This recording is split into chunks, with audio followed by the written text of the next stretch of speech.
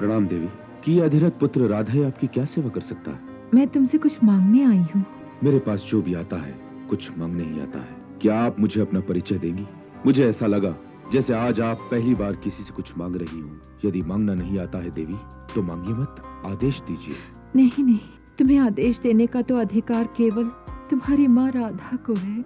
मैं उस देवी को प्रणाम करती हूँ जिससे तुम जैसा पुत्र माँ कहकर पुकारता होगा। भारतवर्ष में ऐसा कौन है जो तुम्हारी माता को नहीं जानता? अपनी माता को तो स्वयं मैं भी नहीं जानता। मेरी माता ने मुझे जन्म देते ही त्याग दिया था, परंतु जिस देवी का आपने अभी अभी नाम लिया है वो मेरी माता से कुछ अधिक है। उसी देवी की सुगंधित गोद में मुझे नींद भी आई है। आज भी जब मेरी आत्मा के घाव दुखने लगते हैं तो वही देवी ममता का स्नेह लेप लगाती। कभी कभी जी चाहता है कि वो मुझे कहीं मिल जाएं और मैं उनके चरण स्पर्श के पश्चात उनसे ये पूछूं कि हे माता, मुझे मेरा दोष तो बताओ। और यदि तुम्हारी माता ने तुम्हें अपनी विवशता समझा दी तो क्या करोगे? विवशता? भगवान तो विवश हो भी सकते हैं देवी, किंतु माता कभी विवश नहीं हो सकती। माता भी विवश हो सकती है। मैं जानती हूँ तुम्हारी माता की विवशता। आप जानती हैं मेरी माता की विवशता? हाँ। आप कैसे जानती हैं? क्योंकि मैं ही वो विवश माँ हूँ जिसे अपना पहला पुत्र त्यागना पड़ा था।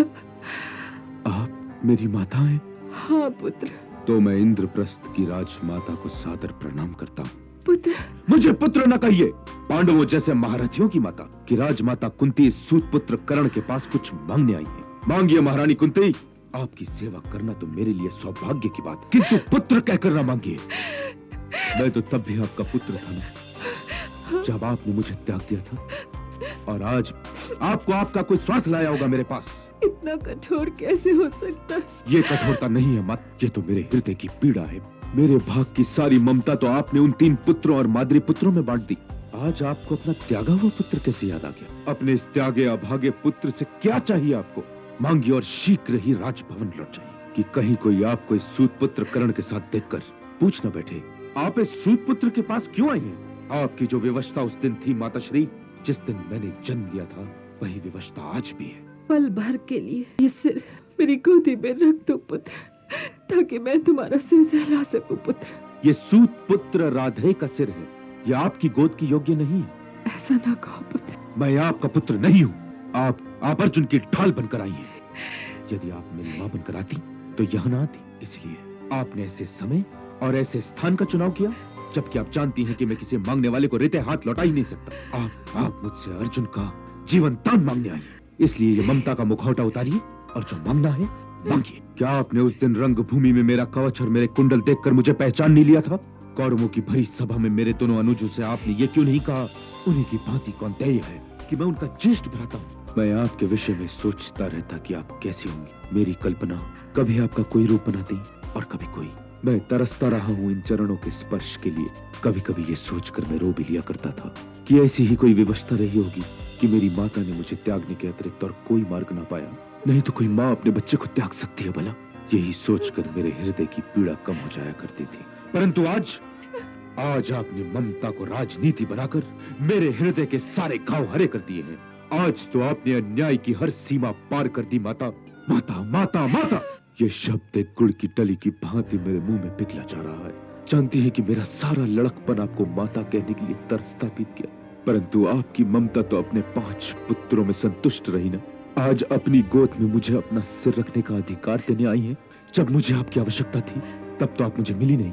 आपने मुझे अपमानों के कटीले वन में भटकने के लिए अकेला छोड़ दिया।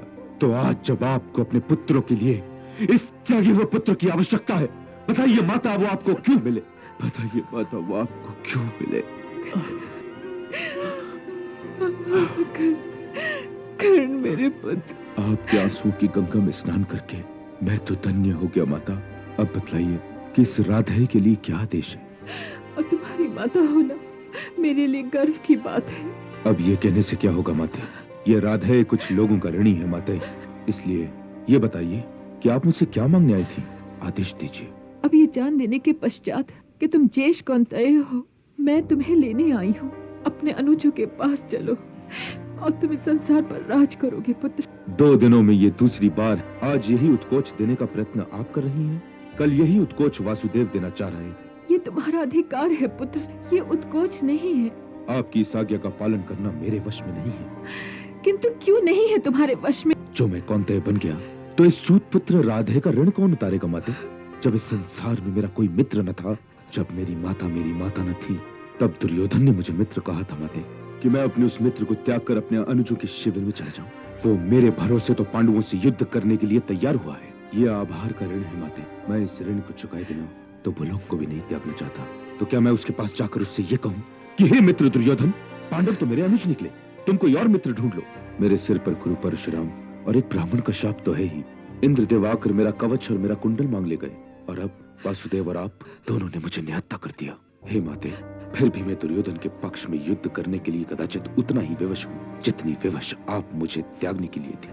परंतु आप मुझसे कुछ मांगने आई थी और मैं आपको दे नहीं पाया, इसलिए मैं आपसे क्षमा चाहता हूँ। आप 5 पुत्रों की माता हैं। युद्ध का परिणाम जो भी हो, आपके 5 पुत्र जीते अवश्य रहेंगे। यदि मैं वीर गति को प्राप्त हो गया तो अर्जुन बचेगा, और यदि वो वीर गति को प्राप्त हो गया तो मैं रहूंगा।